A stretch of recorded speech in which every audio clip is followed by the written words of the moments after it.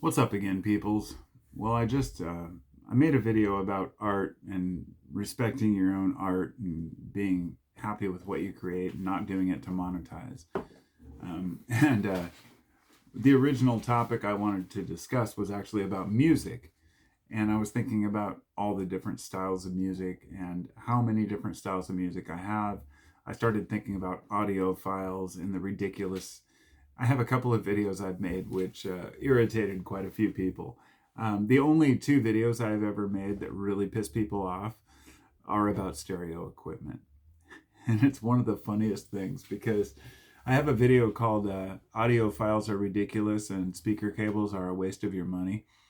And I've had guys come on that video and say, I'm an audio engineer, and they leave this long comment about all the specs about audio cables and that saying that I'm right, that really it doesn't matter, that you could technically use lamp cord for your speaker cables, or you could choose to use some fancy oxygen-free cable.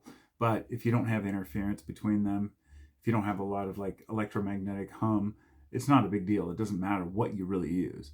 Because by the time it gets to the speaker, if you look inside a speaker from those terminals to the speaker winding, it's very thin wire, and the speaker winding itself is extremely thin wire. So the idea that putting some giant bulky $1,000 cable or up to $80,000 cable, like yes, they do sell $80,000 gold cables that come in like a velvet red box, and it's ridiculous. So I made this video besides that one I mentioned. It was called Audiophiles Are Ridiculous, or something to the effect of, basically saying that this idea that you need really fancy stereo gear and that if it's really pretty and vintage, it's going to, just blow everything else out of the water is completely ridiculous and unwarranted. And so I started thinking about the word audiophile. I'm like, well, what does that really even fucking mean? It means lover of music, right? So it's a very subjective thing, right? But more of a lover of sound. But then I started thinking about what hi-fi means. You hear about hi-fi music equipment. And that's why I just had to make another one, because hi-fi means high fidelity. Fidelity just means dedication to something. So when you break down hi-fi, I actually have the definition. I looked it up. It doesn't really matter because you can Google it yourself, right?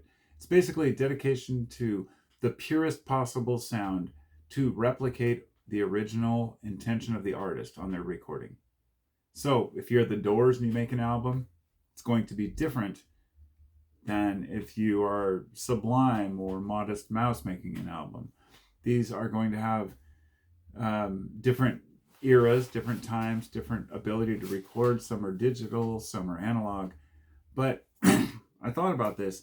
When you're talking about original replication, this extremely depends on what is pleasant to your ears. And something I've mentioned in the past is that your ear shape can determine a lot about music. And if you've ever questioned, if you're the audiophile, let's say if you're the kind of guy who sits down and really listens to music, okay, and is trying to get that perfect sound. Let's say you sit down, you put on Super Tramp, and you're like, or you want to hear this amazing just kind of sound stage from your stereo system. Try something. When you're right halfway through like a verse or a chorus, pull your ears forward a half an inch from the back and see how different it sounds.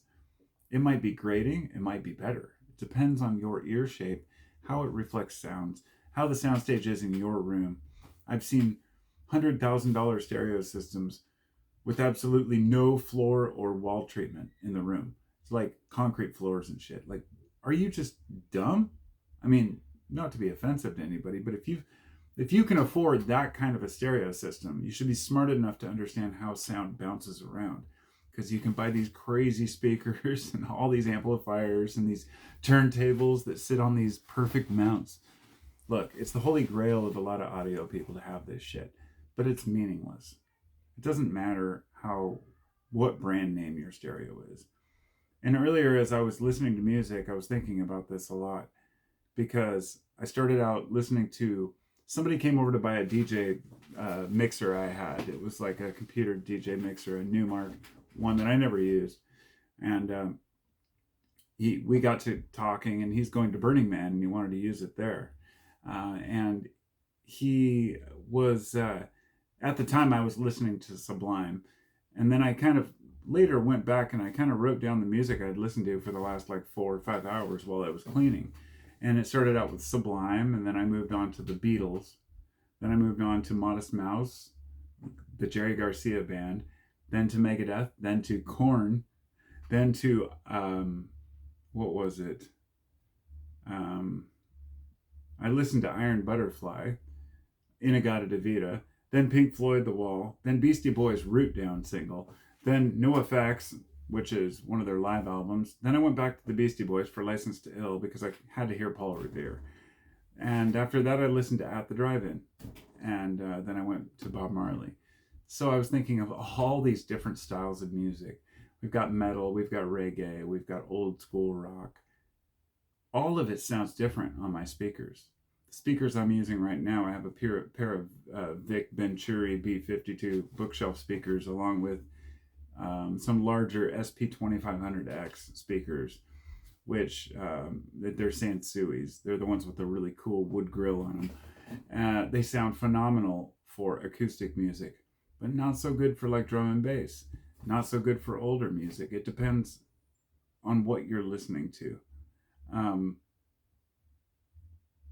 Different speakers are going to sound better or worse depending on what you're listening to.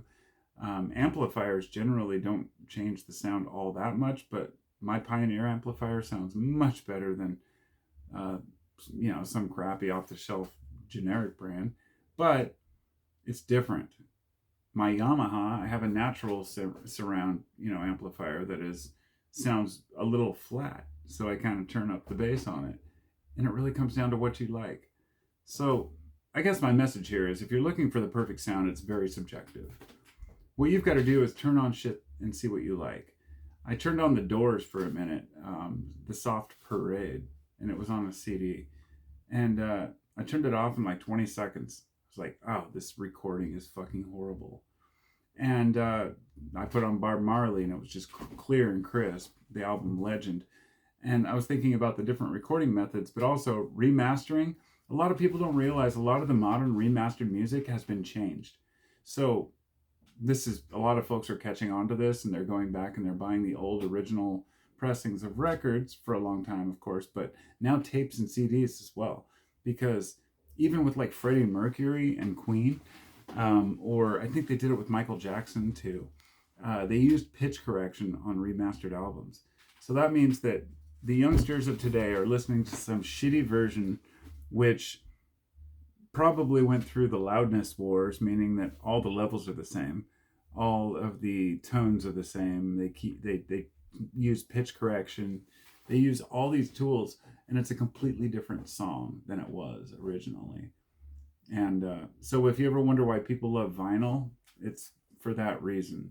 But it doesn't mean that you can just buy vinyl today off the shelf and it's going to be as good as it was, because there are much fewer record companies than there used to be, and there are a lot of cheap pressings that are made of older music where you just hear hiss and hum and it's horrible. So I guess my message here is simple. Listen to what you like, and don't worry about what other people tell you is the best. If you find some $100 bookshelf speaker works for you, you're set. That's all that matters. You don't have to hunt out the perfect system. I've tried to do it already in the past, and it's like, well, depends on what I'm listening to, what I like. So, take it for what you will. It's very subjective. There's no expert on what good sound is. There may be a guy out there with a shitty old all-in-one sound design record player / receiver / tape player from the 80s that sounds phenomenal with a certain type of speaker that just happens to be the right combination of sound for them. And nobody can tell them any different. Nobody's right, nobody's wrong. Even the guy who spends $500,000 on a stereo system, if he thinks that's great for him. So, take from that what you will. And I'll see you all next time. Rock on.